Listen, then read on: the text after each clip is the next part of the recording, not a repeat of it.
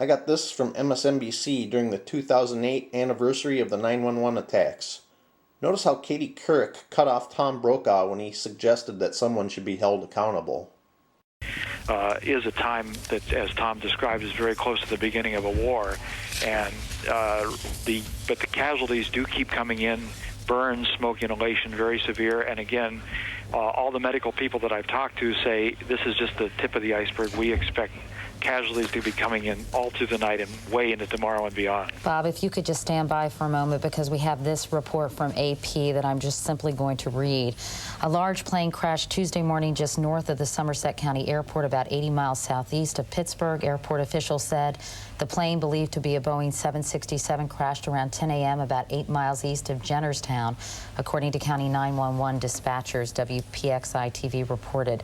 The crash came the same morning that terrorists crashed two planes into the World Trade Center in New York City, and the twin 110-story towers collapsed.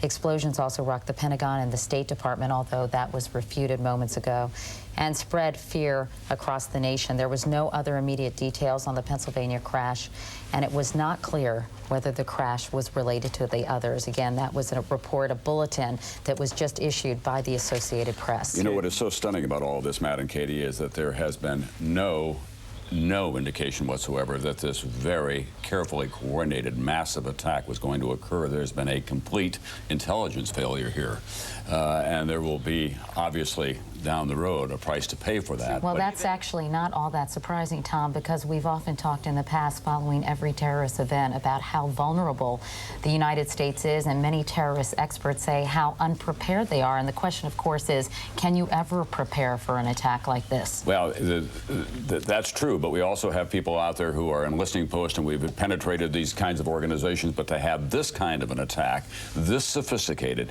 this efficient, striking at the heart of the nation's capital, striking at the heart of New York City. Now, and if this is true that this plane went down as a result of this attack, we don't know whether it's the end of it. Right. This is a massively well-coordinated attack of some kind that is nothing short but of a declaration of war on this country. And terrorist experts are now saying, and intelligence experts are now saying, that there are very short or very few number of terrorist groups that are capable of this kind of planning, and a couple of names come to mind, and I'm not going to throw them out now because we certainly don't have any reports. Before I go to Jamie Gangel, I just want to say that some of the descriptions coming from eyewitnesses in Lower Manhattan of these explosions occurring are chilling. One man talked about getting off a PATH train, that's a subway train here in Lower Manhattan, and looking up at the building after the first explosion and seeing people jump out of the windows. We have no idea how high up, but hearing people on the ground scream each time another person jumped out of a window attempting to get to safety. And then when the second explosion occurred, he felt the heat of the explosion on the back of his neck. Jamie Gangel is our national correspondent. She's joining us now on the phone. Jamie? Matt, you know, speaking of those intelligence officials that you were just mentioning, now finally we can no longer reach on the phone anyone at the CIA. Apparently the CIA has been evacuated. We know the National Security Agency, which is the electronic eavesdropping agency, which is south of Baltimore near Fort Meade, Maryland, that they have been shut down. What we're hearing from both places is that all non-essential personnel have been told to leave. And I can only imagine that probably they are trying to move some of their operations out of those buildings as well for backup procedure.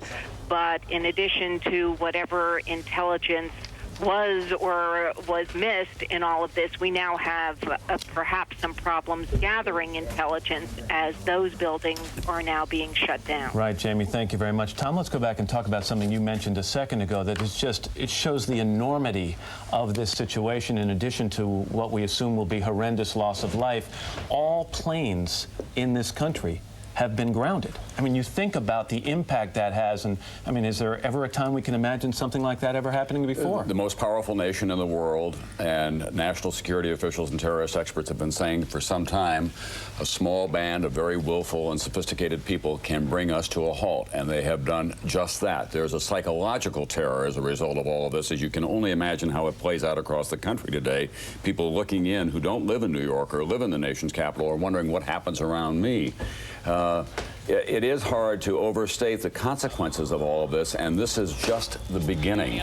We'll be living with this story and dealing with the consequences of it for some time. The United States will change as a result of all of this. We already thought that there was a lot of security in America at the airports and so on, and yet there was a successful hijacking at Boston Airport today, and the consequences of that we're seeing on the screen here this morning.